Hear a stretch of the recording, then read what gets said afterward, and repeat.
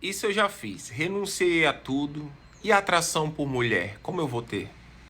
Geralmente, pessoas que renunciam à homossexualidade, eu também passei por isso, às vezes podemos criar uma certa ansiedade no sentido de como que vai ser. Eu sou obrigado a me converter e casar com uma mulher para talvez demonstrar uma libertação? Primeiro ponto é que a libertação primária é a que Jesus faz em libertar a gente dos nossos pecados e delitos, como nos fala ali em Efésios capítulo 2, e somos libertos para a salvação, a vida eterna, e essa é a esperança em Cristo de libertação que precisamos ter. O outro ponto secundário que o Senhor ele pode promover libertação em algumas pessoas é no sentido de alguns pecados, que a pessoa ela pode não ser mais influenciada por aquilo que era sua fraqueza, ou como pecado, ou como algo às vezes impossível de alguém deixar de praticar, por exemplo. Então, muitas pessoas que renunciam à homossexualidade têm uma certa dificuldade é, em compreender como é. Será que eu vou ter que casar com a mulher? Mas a princípio eu não me vejo, eu não sinto atração. Como que vai ser isso? E se eu não casar, as pessoas talvez vão achar que eu não fui liberto? Então me atenho a alguns pontos sobre pessoas que vêm da homossexualidade, sobre a questão da libertação e sobre a questão do sentir atração por mulher ou não sentir atração por mulher. Primeiro, se eu não encarar que Deus é soberano e que Ele pode todas as coisas e que se Ele quiser, Ele sim pode transformar a vida de alguém que foi homossexual até ao ponto dele não sentir atração mais homossexual, encarando na pessoa que ali houve uma libertação total nessa pessoa. Eu acredito dessa forma. Possivelmente não vai ser todo mundo que vai viver esse grau de libertação e que a maioria das pessoas vão precisar saber lidar com os seus desejos e nesse processo a pessoa ela pode vencer ou saber lidar com esses desejos e viver uma vida plena na presença de Deus.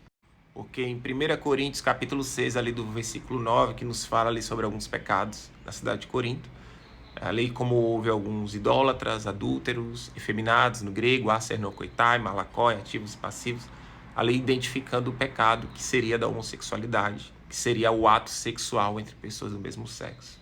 E tanto ali Romanos capítulo 1 que reafirma isso, né, tanto para homens como para mulheres.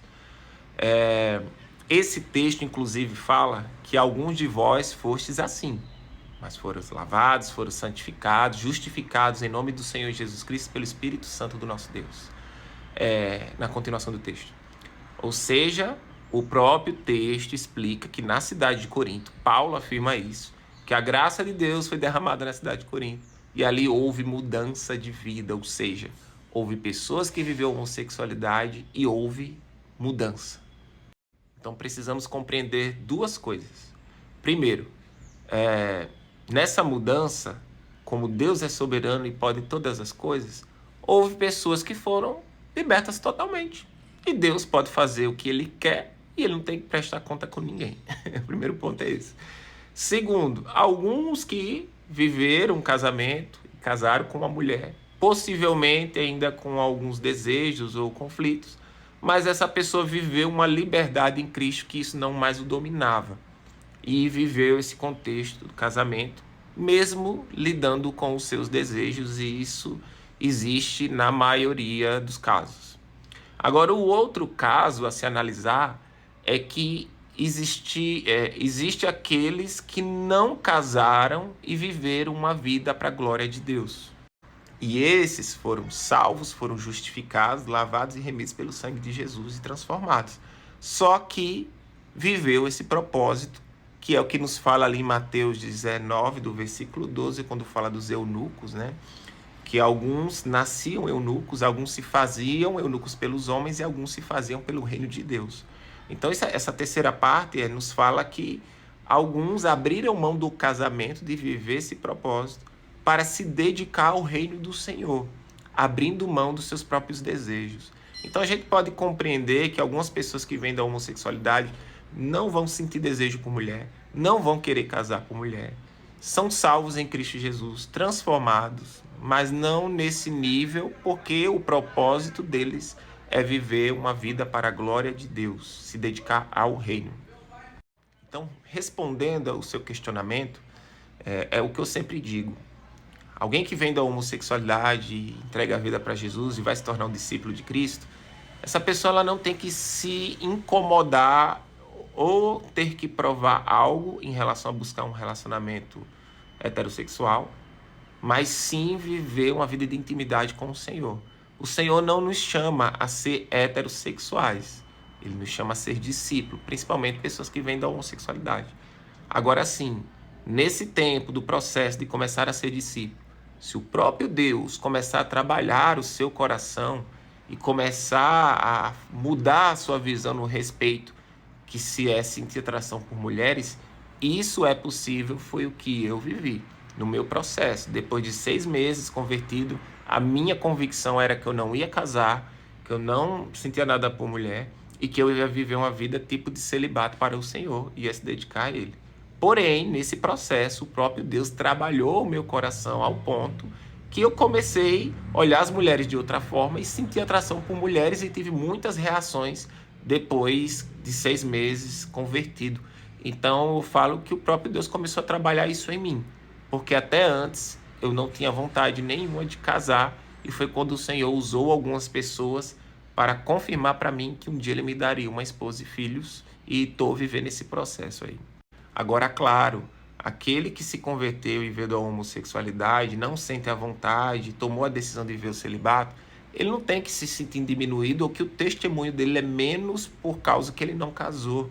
Na verdade, a gente deveria glorificar o Senhor e ver o quanto que é louvável uma pessoa que abre mão dos seus próprios desejos, a homossexualidade, e vai viver uma vida em castidade, uma vida que vai abrir mão dos próprios desejos sexuais, priorizando ao Senhor e se dedicando a Ele. Então, em relação a alguma pessoa que se converte e ainda não sente os desejos, qual seria a minha dica?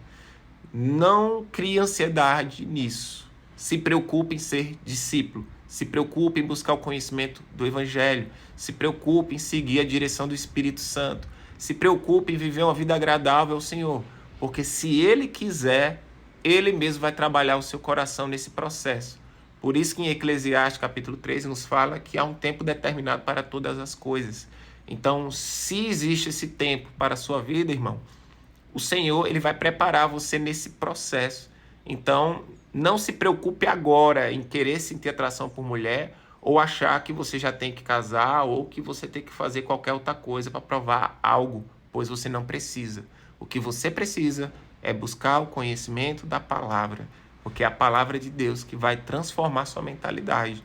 Por isso que Romanos capítulo 12, versículo 2 nos diz, né? Não vos conformeis com as coisas desse mundo, mas buscai-vos pela renovação da vossa mente, para que possais experimentar a boa e perfeita vontade de Deus. Então, não se conformando com o nosso passado, mas buscar sim uma vida de santidade, buscar a palavra de Deus que vai efetuar a renovação da nossa mente, que a gente vai compreender a boa, perfeita vontade do Senhor na nossa vida. E se Ele tem esse propósito na sua vida, certamente Ele vai trabalhar a sua mentalidade primeiro, para poder preparar você para um possível relacionamento e casamento. Comigo foi dessa forma. Eu esperei 6 anos em santidade ao Senhor, abandonando 20 anos de pornografia, 12 anos da homossexualidade, e Ele precisou limpar a minha mente com muita coisa e vícios que eu tinha antes, para hoje poder me preparar para um relacionamento, para que esse relacionamento seja a bênção do Senhor na minha vida e na minha esposa. Porque se eu me caso com algum vício, ou não deixei o Senhor ainda trabalhar a minha mente, o meu coração, isso certamente poderá ser uma pedra de tropeço no relacionamento e no casamento de pessoas que renunciam à homossexualidade e buscam viver esse propósito no Senhor.